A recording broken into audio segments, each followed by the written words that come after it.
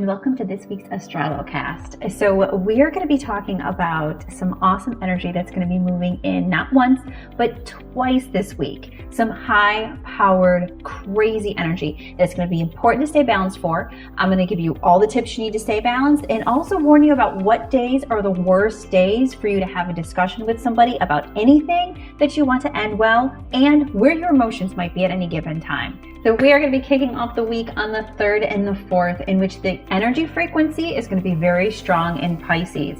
So why do we pay attention to where the moon is going to be? Because the moon represents our emotions. Even our ancients knew that the moon itself, where it was going to decide whether people were manic, whether people were crazy, whether we were happy, so many different things. So the moon in this particular cycle is going to be in Pisces, which is all about the second energy center, which is your lower abdomen. So it may bring up a lot of hormonal things. So is that going to translate into you being a little bit moody? Yes, but particularly Pisces brings up a lot of anxiety.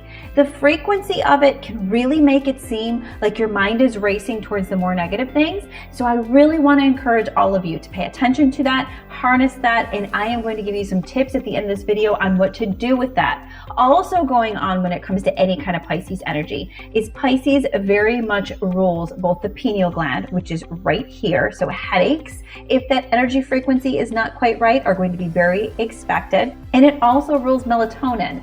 So interrupted sleep during that cycle, absolutely, because that melatonin level is going to be a little bit wonky if you aren't centered. And let's face it, a lot of us need a lot of help these days because there is so much crazy things going on. I'm going to give you tips on how to center that towards the end, so hang in there. Also going on the 4th to amplify everything is a Taurus meteor shower. Now Taurus, which we're going to talk about in a second, is all about the heart.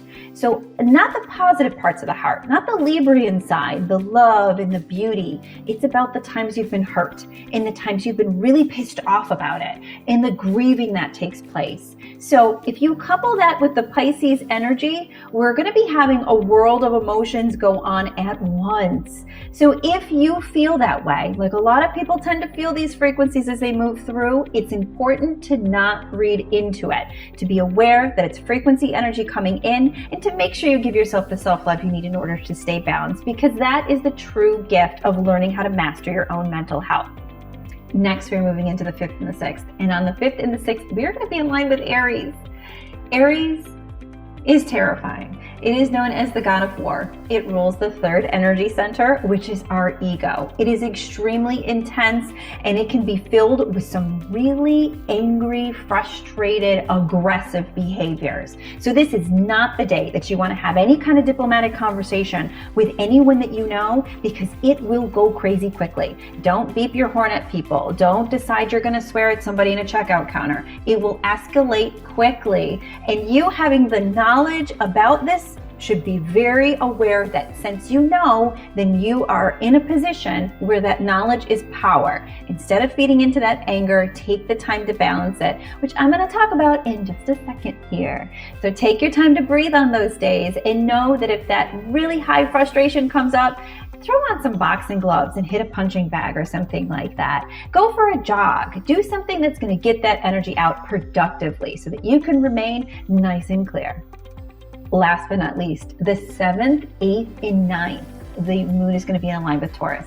Not only is it going to be in line with Taurus, we also have the full moon. Now, those of you who are in the Astrolo class, I cover the full moons in the meteor showers, in the lunar eclipses, and all of the major extra energy privately, because a lot of that information is pretty high level, and those of you that are in our Astrolo family, you have a lot of information to begin with. So some of it can even be controversial. So I cover most of that in the Astrolo class. There is a link to our Astrolo family in the notes. However, what you need to know from a layman perspective is it's going to be intense between the 7th and the 9th. Again, that Taurus energy is all about when you've been hurt or grieving. So there's definitely going to be an erring on the side of a depressive energy, but also an erring on the side of a nasty energy that's filled with being stubborn. So this is not the day to try and have a conversation with anybody in your life about any positive changes. This is not the day to even try to make changes in your own life.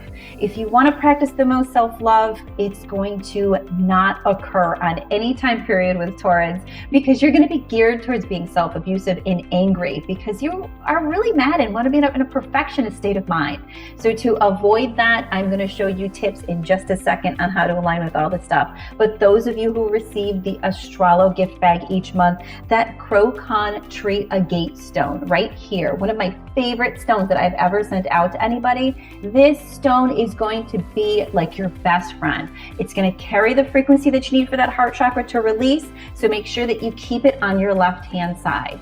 Some other things to keep an eye out for when Taurus is in alignment is that thyroid energy. So you're going to want to feed that thyroid gland in specific. What works best for that is anything with iodine in it. So if you grab yourself some kale, or you grab yourself some nice seaweed, or you have some sushi, it's going to be great to keeping that center nice and balanced. Okay, so tips on how to align and harness this stuff. And why do you want to harness this stuff?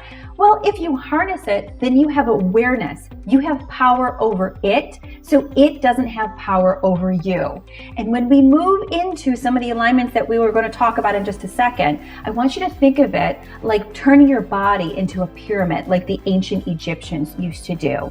Astrology yoga is all based on the energy frequency in the meridian lines in your body. Now, the ancient Egyptians and those in our past knew if they aligned with these frequencies, they were going to be at a point where their intuition was heightened, their ability to heal was bigger, their ability to receive information from the universal energy was stronger, and just in general, moving their entire culture and collective forward depended on whether or not those particular areas were facing the correct frequencies. So they would build their pyramids specifically to honor these frequencies.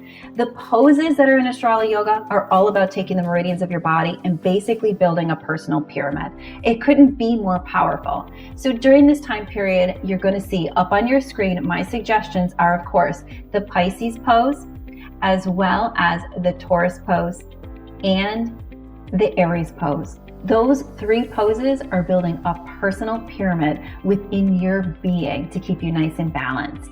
The other suggestion that's perfect for this time period is to do breathing techniques that are centered with that third chakra, fourth chakra, and fifth chakra. So your main things that you want to focus on are going to be from that diaphragm point all the way up to about that chin. So when you are breathing, a really great thing to do is to close your eyes, take a breath, and when it reaches to that stomach point, to pull it up to the throat, and then breathe out, bring it back time to the stomach point, and breathe back in, bring it back up to the throat, and just create almost like this ping pong or this clearing effect within those three energy centers, this flow that guides through those three spots and gives them the extra energy that they need to make it through this current week without any hiccups. You've got this. Thank you so much for watching. Please do not forget to tune in next week, as well as hitting subscribe and the notification bell. I have a drawing at the end of each month for those of you who subscribe and hit the bell to receive a free Astrolo gift bag, which has everything you need in it, from gemstones to beauty items to mantra cards to house clearing items. So many different things each month, and you get a free one depending on if you are picked in that drawing. So don't forget to hit subscribe. My name is Jillian Grace, and I will see you next week.